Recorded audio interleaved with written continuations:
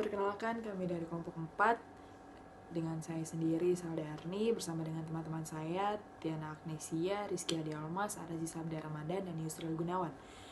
Kali ini kelompok kami akan membahas mengenai Managing a Holistic Marketing Organization. Di bagian pertama, saya akan menjelaskan trend in marketing practice dan internal marketing. Tren dalam praktik pemasaran. Untuk mencapai dan merespon lingkungan makro pemasaran yang berubah secara cepat, perusahaan menstrukturisasi praktik bisnis dan pemasaran mereka dengan berbagai cara. Salah satunya ada rekayasa ulang, outsourcing, penetapan tolak ukur, kemitraan dengan pemasok, dan bermitra dengan pelanggan. Tren marketing itu sendiri sangat dibutuhkan oleh perusahaan untuk dilakukan agar dapat memajukan pengembangan strategi penjualan dengan lebih tepat.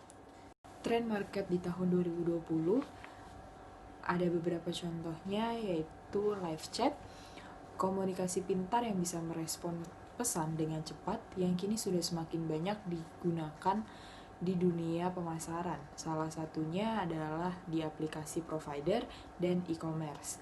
Lalu yang kedua, influencer, orang yang mampu menyebarkan pesan yang dituju oleh suatu brand kepada khalayak yang dimilikinya. Contohnya itu yang sudah sering kita temuin di zaman sekarang adalah selebgram, dengan pekerjaannya yaitu mengendorse suatu produk.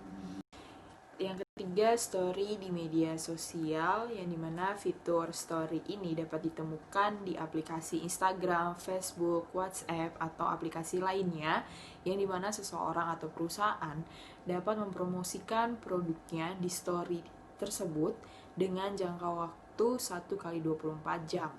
Untuk selanjutnya adalah social commerce, contohnya seperti ini. Jika kita pernah mengunjungi akun online shop, pasti ada beberapa produk yang dimana di fotonya ada gambar keranjang. Ketika gambar keranjang itu diklik, maka akan keluar nama produk tersebut beserta dengan harganya. Itu yang dinamakan dengan social commerce. Fitur ini hanya baru bisa didapatkan di Instagram saja. Dan yang terakhir, ada user generate content, yaitu dengan merepost foto yang dikirim oleh followers. Hal ini biasa ditemukan di aplikasi Twitter dan sudah dilakukan oleh salah satu anak presiden Bapak Joko Widodo, yaitu Kaisang, dan salah satu perusahaan GoPro di Amerika. Di bagian selanjutnya ada pemasaran internal, yang dimana mengharuskan semua orang dalam organisasi harus memiliki konsep dan tujuan pemasaran serta terlibat dalam pemilihan, penyediaan, dan pengomunikasian nilai pelanggan. Pemasaran telah berevolusi dari pekerjaan yang dilakukan oleh Departemen Penjualan menjadi kelompok kegiatan kompleks yang tersebar melalui organisasi. Meskipun demikian, perusahaan dapat mempunyai departemen pemasaran yang bagus, namun gagal pada proses pemasarannya. Karakteristik departemen perusahaan yang benar-benar didorong oleh pelanggan adalah yang pertama, mengorganisir departemen pemasaran di bagian pemasaran modern yang dapat diatur oleh sejumlah cara yang berbeda, seperti secara fungsional, geografis, oleh produk atau merek, berdasarkan pasar, atau dalam matriks. Lalu yang kedua, organisasi fungsional. Ini adalah organisasi yang paling umum dari organisasi pemasaran. Laporan spesialis fungsional ke wakil presiden pemasaran yang mengkoordinasikan kegiatan mereka. Lalu yang ketiga, organisasi geografi. Sebuah perusahaan yang menjual di pasar nasional sering mengatur tenaga penjualannya dan terkadang pemasarannya di sepanjang garis geografis. Dan yang terakhir, produk atau organisasi. Lalu pemasaran internal ini sendiri merupakan kegiatan mengembangkan, memotivasi, dan mempertahankan karyawan berkualitas melalui hasil pekerjaan yang dapat memuaskan kebutuhan mereka. Kegiatan pemasaran internal ini pun juga sering dilakukan oleh perusahaan agar perusahaan memiliki reputasi yang baik, serta tujuan dari pemasaran internal ini adalah mensejahterakan karyawan agar jauh lebih baik lagi. Sekian presentasi dari saya, mohon maaf untuk kurang dan lebihnya dalam penyampaian informasi. Terima kasih. Saya Isrul Gunawan. Di sini saya akan membahas tentang Organization in the Marketing Department serta Social Responsible Marketing. Yang pertama, ada Organizing the Marketing Department. Marketing Department dapat diatur dalam beberapa cara yang berbeda, serta fungsional, geografis, berdasarkan produk atau merek, berdasarkan pasar, atau dalam matriks tertentu. Marketing Department secara fungsional organization. Dalam beberapa organisasi pemasaran yang paling umum, fungsional spesialis melapor kepada wakil presiden pemasaran yang mengkoordinasi kegiatan. Ini contohnya kayak gini. Mereka semua pada melapor pada wakil presiden. Keuntungan utama dari organisasi pemasaran fungsional adalah kesederhanaan administratifnya. Namun, ini bisa menjadi tantangan besar bagi departemen untuk mengembangkan hubungan kerja yang lancar.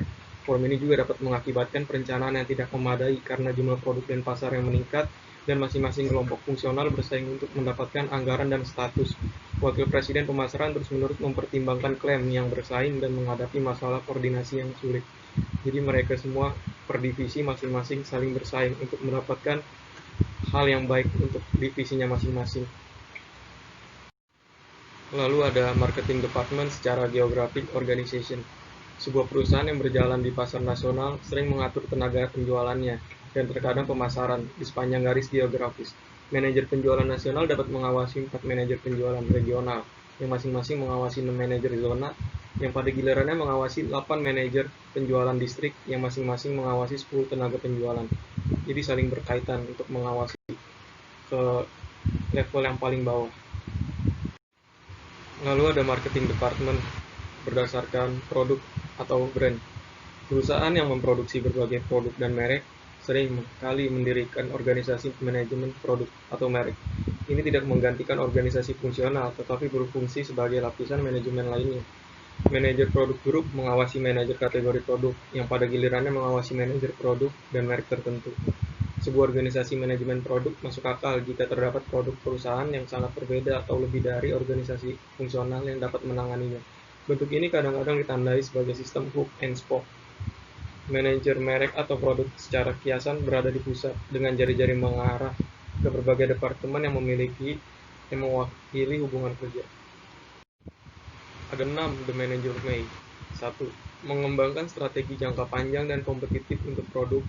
Kedua, menyiapkan rencana pemasaran tahunan dan perkiraan penjualan.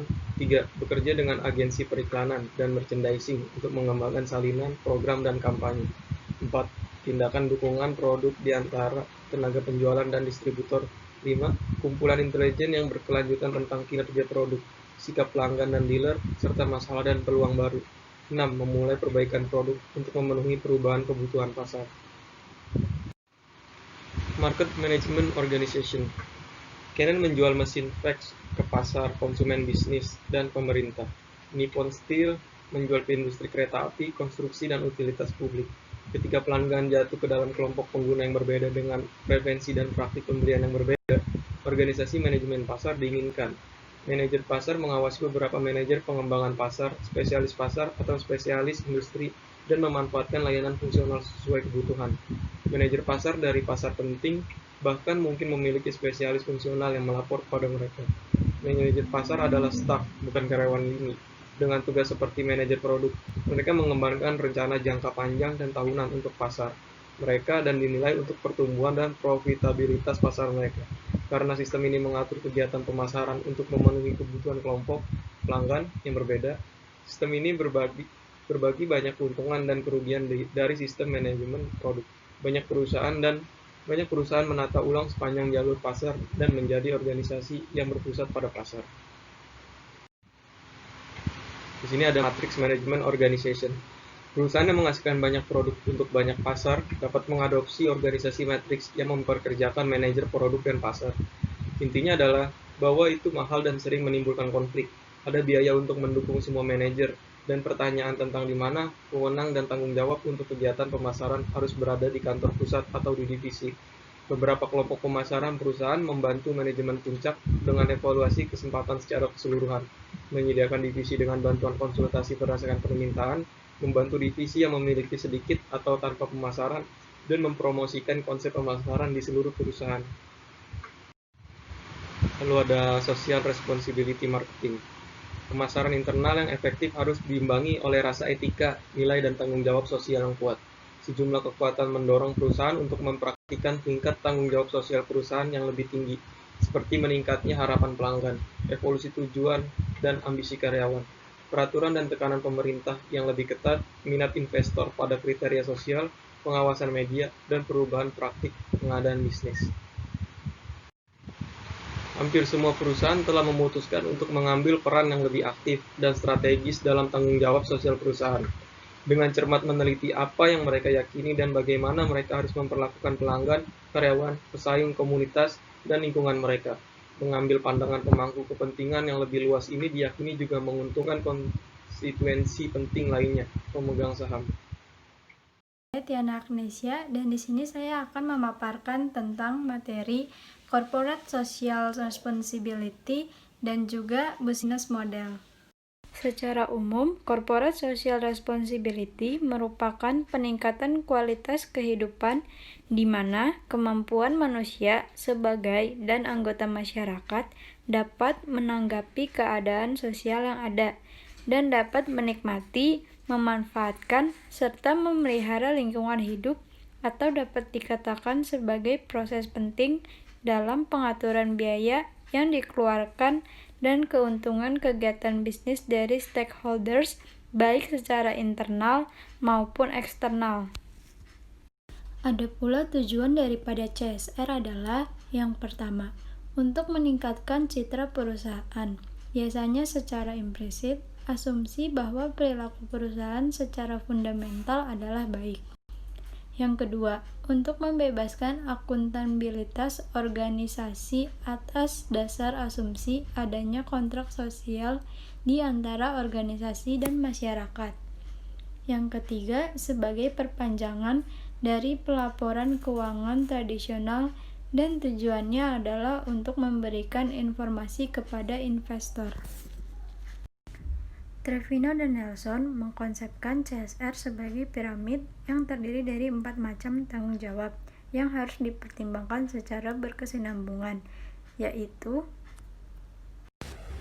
yang pertama, ada tanggung jawab ekonomi. Tanggung jawab ekonomi merujuk pada fungsi utama bisnis sebagai produser barang dan jasa yang dibutuhkan oleh konsumen dengan menghasilkan laba yang dapat diterima. Artinya, laba yang dihasilkan harus sejalan dengan aturan dasar masyarakat.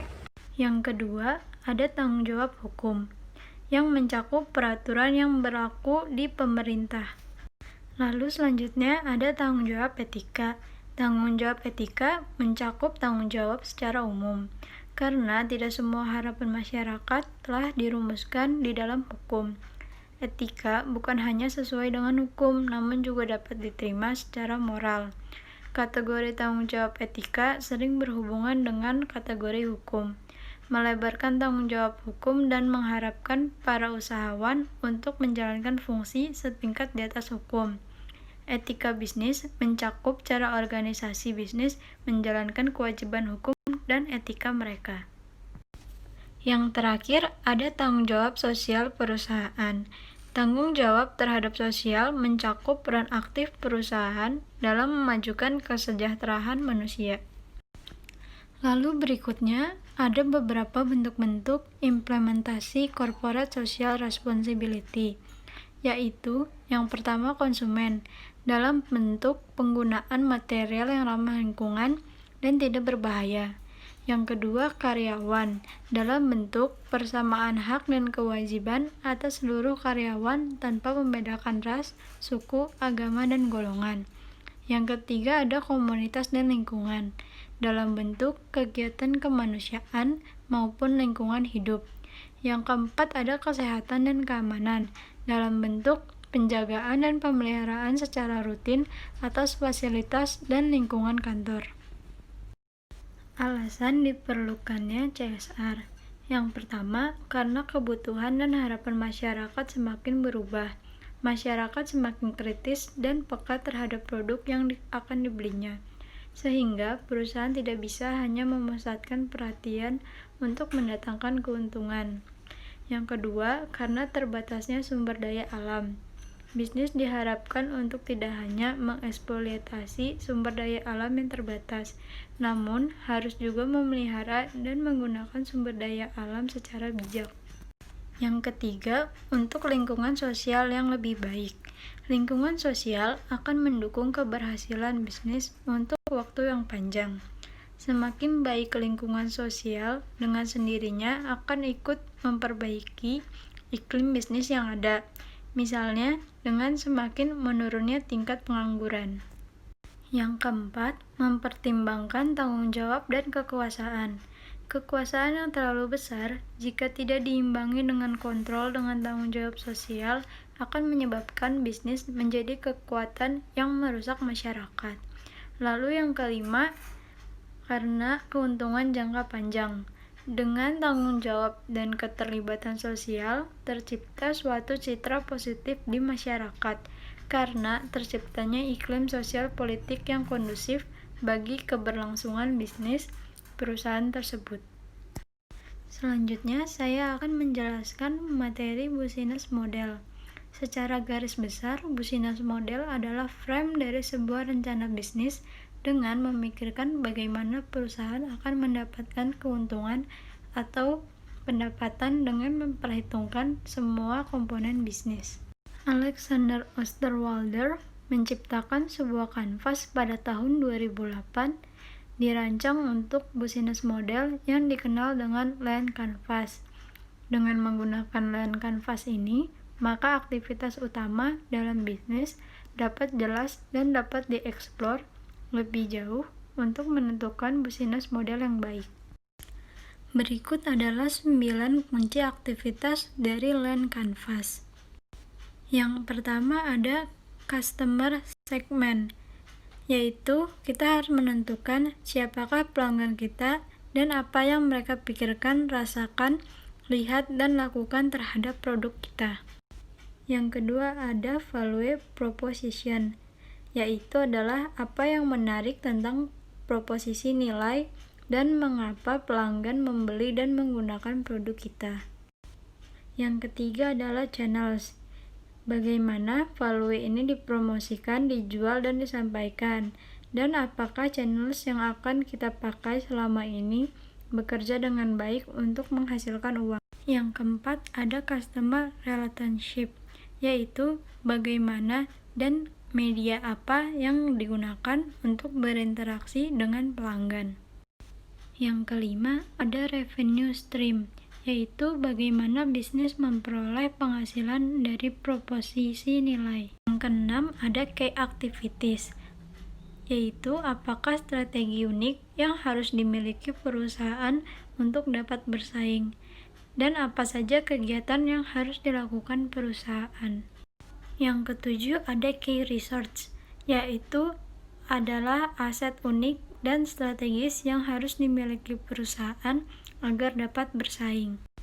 Yang ke-8 ada partnership, yaitu siapa saja partner bisnis yang perlu digandeng agar bisnis berjalan baik, atau partnership mana yang tidak diperlukan agar perusahaan dapat fokus pada partnership yang utama.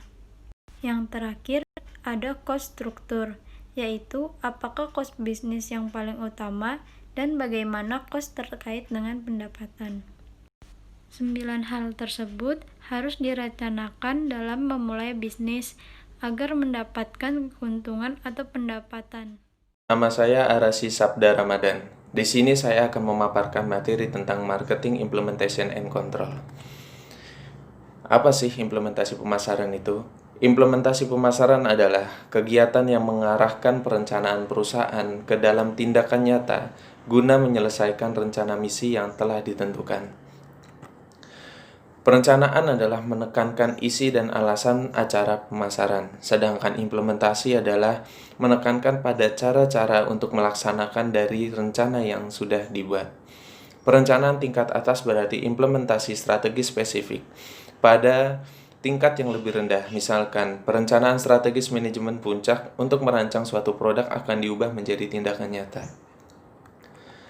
Berikutnya ada beberapa keahlian yang harus dimiliki dalam implementasi pemasaran. Di antaranya ada keahlian implementasi, keahlian diagnostik, keahlian evaluasi, identifikasi tingkat perusahaan. Apa itu keahlian implementasi? Keahlian implementasi adalah suatu keahlian yang harus dimiliki guna menerapkan atau melaksanakan dari cara-cara yang telah dibuat sebelumnya ke dalam tindakan yang nyata. Kemudian ada keahlian diagnostik. Apa itu keahlian diagnostik? Keahlian diagnostik adalah keahlian untuk menyelidiki masalah, menentukan perbaikan, dan menerapkan solusi untuk mencapai tujuan yang sesuai dengan apa yang telah direncanakan. Berikutnya ada keahlian evaluasi. Keahlian evaluasi adalah suatu keahlian yang harus dimiliki guna menilai atau memperbaiki dari sebuah tujuan implementasi pemasaran, baik itu kurang maupun lebih. Kemudian ada identifikasi tingkat perusahaan. Identifikasi tingkat perusahaan di sini yang dimaksud adalah suatu keahlian yang harus dimiliki untuk menganalisis apa yang dilakukan oleh top management, middle management, dan low management. Berikutnya adalah kontrol pemasaran. Kontrol pemasaran adalah kegiatan di mana perusahaan mengevaluasi pengaruh kegiatan pemasaran mereka dan membuat penyesuaian penting. Ada 4 jenis kontrol pemasaran, yaitu kontrol tahunan, kontrol profitabilitas, kontrol pemasaran, serta kontrol strategi. Jenis kontrol rencana tahunan dilakukan oleh top management dan middle management. Tujuannya adalah untuk menguji apakah rencana tercapai.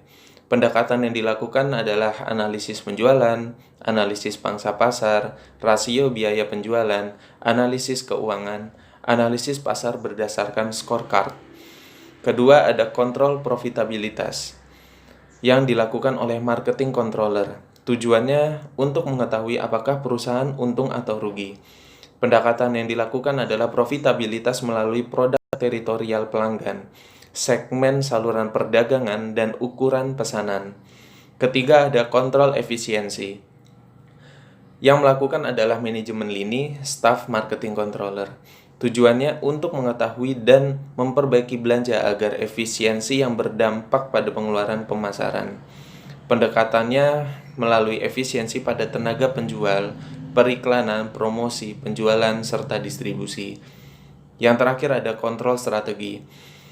Biasa dilakukan oleh top manajemen dan marketing auditor. Tujuannya untuk mengetahui apakah perusahaan menggunakan peluang yang terbaik sehubungan dengan pasar produk dan saluran. Pendekatan yang dilakukan adalah instrumen tingkat keefektifan pemasaran, audit pemasaran, dan review kesempurnaan pemasaran.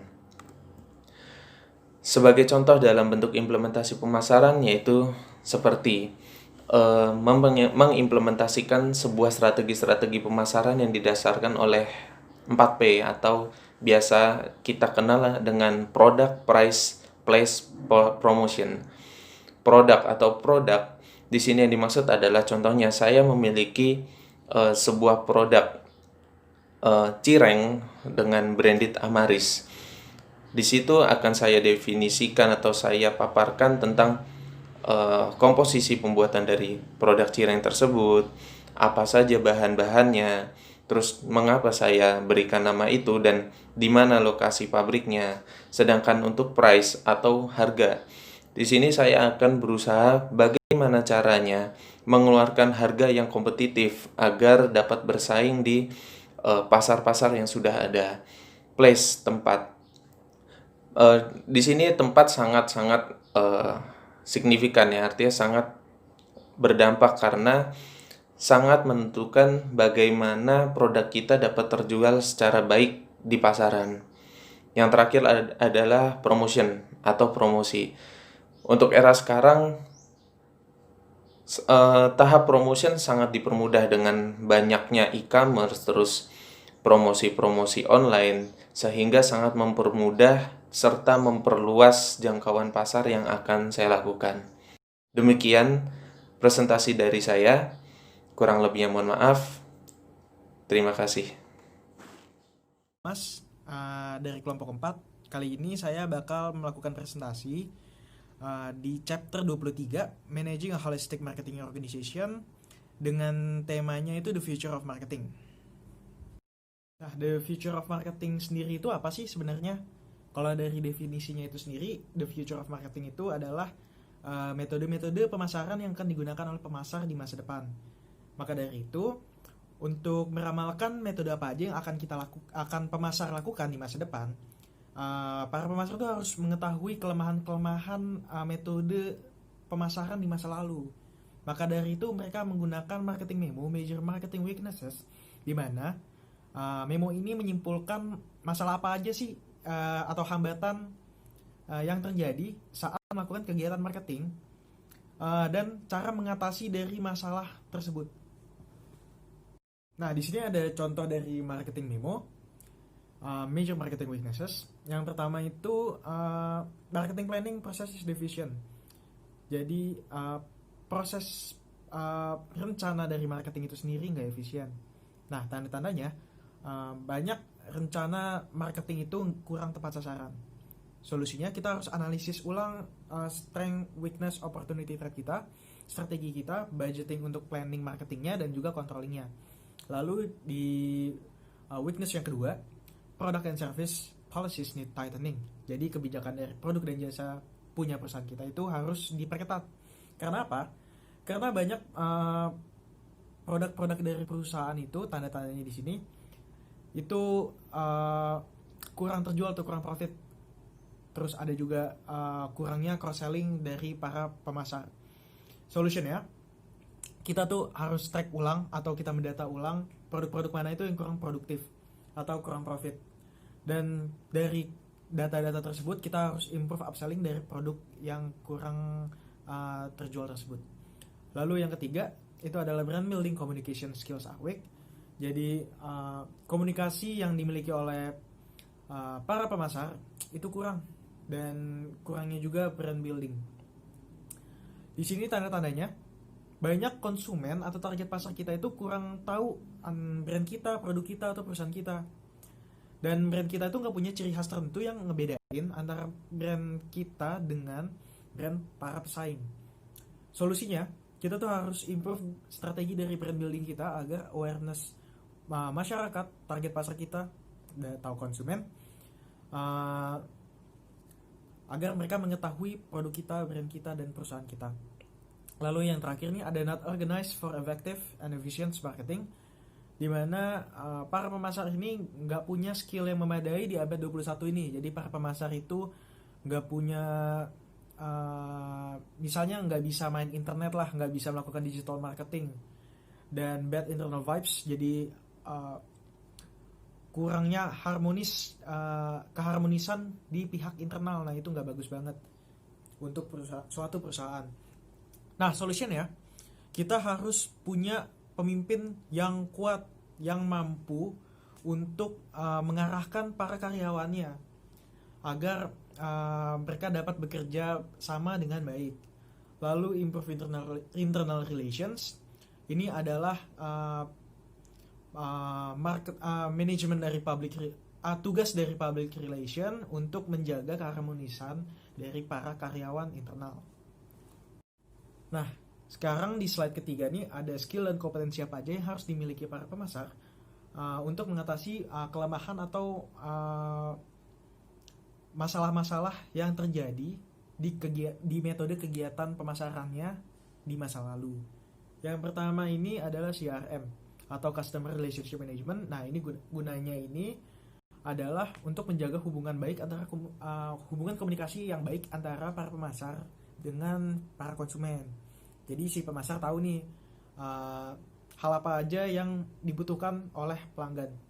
Yang kedua ini adalah Partner Relationship Management, di mana ini adalah hubungan baik komunikasi antara para mitra pekerja suatu perusahaan dengan para pemasar. Soalnya mitra perusahaan ini juga mengambil andil, mungkin ikut memasarkan produk kita, atau mungkin ikut memasok produk-produk kita dan hal lain sebagainya. Lalu database marketing dan data mining, di mana database pelanggan ini yang biasanya tuh berisikan nama pelanggan, alamat pelanggan, gender, usia, atau transaksi apa aja yang dilakuin atau yang dia beli dari perusahaan kita, yang gunanya nanti bakal dipakai oleh pemasar untuk meramalkan segmen tren yang akan terjadi atau tren yang saat ini terjadi, lalu kebutuhan individu-individu pelanggan lainnya. Terus yang keempat itu ada contact center management, di mana contact center ini adalah medium bagi para pelanggan untuk memberikan feedback atau saran biasanya sih, atau pujian kepada perusahaan. Jadi kalau misalnya manajemen dari contact center ini nggak bagus, otomatis komunikasi antara perusahaan dengan konsumen itu juga jadi kurang baik. Terus yang kelima ada digital marketing dan social media.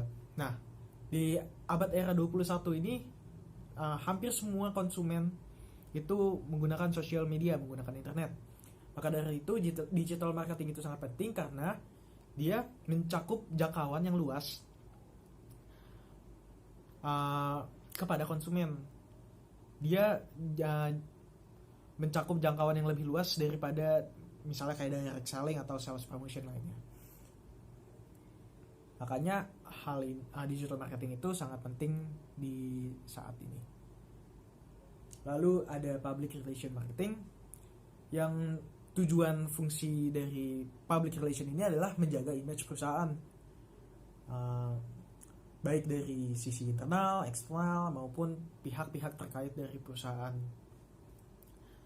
Yang ketujuh ada brand building management, di mana brand building management ini berguna untuk meningkatkan awareness terhadap awareness produk kita terhadap konsumen atau pelanggan. Jadi pelanggan tahu nih produk apa yang kita jual, perusahaan kita asal usulnya apa, dan mereka tahu perbedaan antara brand kita dengan brand pesaing. Terus ada experiential marketing, sebenarnya ini adalah marketing menggunakan customer experience seseorang. Jadi customer experience konsumen. Jadi marketing ini jadi pemasar mengemas suatu produk atau jasa melalui pengalaman emosi yang baik yang dimiliki oleh customer, jadi melewati customer experience. Yang kesembilan ini ada integrated marketing, jadi marketing komunikasi yang terintegrasi. Kalau contohnya tuh bisa kayak marketing mix dan hal-hal yang lain. Terus yang terakhir ada profitability analysis. Nah, tadi kan saya jelasin tuh database pelanggan itu harus dimiliki oleh para pemasar. Nah, si pemasar ini juga bisa menganalisis profit apa aja yang kita dapetin dari segmen atau dari tren. Itu awalnya dari database mining tersebut. Kita bisa, kalau misalnya kita tahu nih analisis profit kita bisa improve upselling barang apa aja nih atau produk apa aja yang kurang terjual, atau enggak kita bisa mengganti produk yang kurang terjual tersebut dengan sesuatu mungkin yang lebih profit mungkin contohnya, atau kita jadi para pemasar tuh jadi dapat melakukan cross selling atau upselling terhadap produk yang kurang laku tersebut. Sekian dari presentasi kelompok 4. Mohon maaf sekiranya kalau misalnya ada kesalahan. Saya akhiri presentasi hari ini. Assalamualaikum warahmatullahi wabarakatuh.